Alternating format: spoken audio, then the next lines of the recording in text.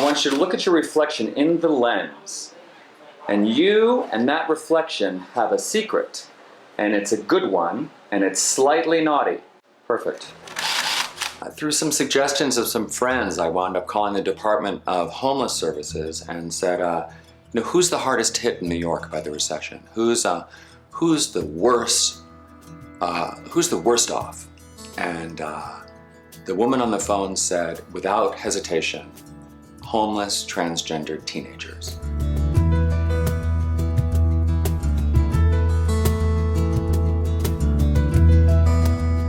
Life. I sat in a state of mind when I wanted to understand who I was. I needed a name. I needed to know who I was as people. Yet who am I? Am I still that same little girl that wrote about the hamster that she loved oh so much? I wanted to get to something that was a little truer than this. Like, I didn't want it to be performance-y. I wanted it to be a little realer. That's why we kind of made all these digital frames before we cut to film. And then so by the time we got to film, there was a little more honesty happening. They were used to me. That's it. All right, let me pop some light into that face. Hold still, hold completely still. Cyanotype is a hand-painted emulsion on watercolor paper that is contact printed with a negative that's the exact same size as the ultimate image. The kind of handmade quality of the interaction of emulsion and watercolor paper and the kind of labor intensity of it did mirror in many ways the self-creation that these kids were experiencing. They were going through their own transformations of identity and how they presented that identity and their gender, and I was working with materials that were fluid and also in transition.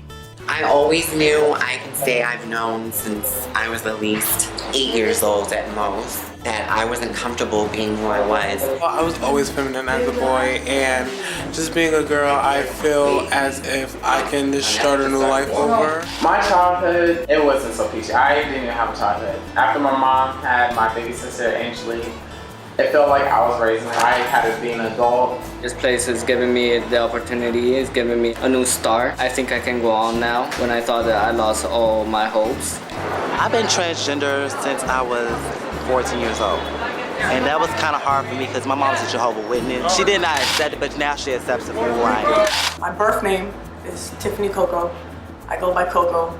My stage name is Life. It's not L-Y-F-E because I don't question life. It's L-I-F-E. I have had the experience of really opening up my notion of what it means to be transgender. I think that a person is transgender as soon as they say they are. And that doesn't mean that they necessarily have to wear, if they're a boy, they have to wear girls' clothes, or if they're a girl, they have to wear boys' clothes. If a person identifies as transgender, as sort of either between a male and a female, or leaning in one way or the other, or somehow not fully identifying with the biology they present, then they are free to identify themselves as transgender. T-girl or a transgender or a tranny, that is the ugliest word I ever heard. It's someone who lives their life as a woman, who plays the woman role.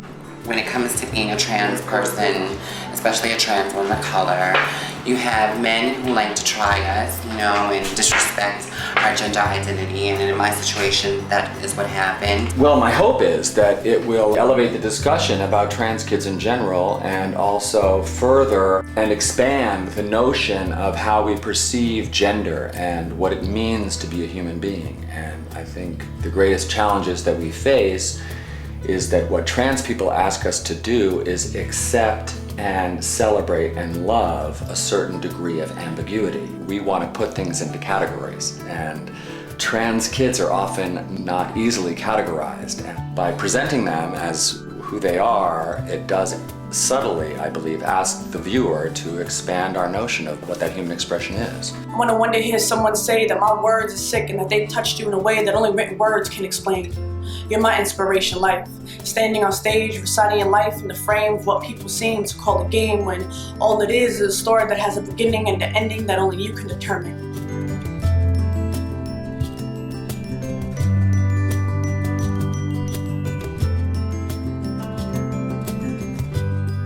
Hi, I'm Pamela French, the co-producer and director of Becoming Visible, the film. I hope you enjoyed the clip you just saw, and with your help, we can fully realize this documentary. So please open your heart and give what you can, spread the word, share the link, so that this population, deserving population, can become more visible for all. Thank you.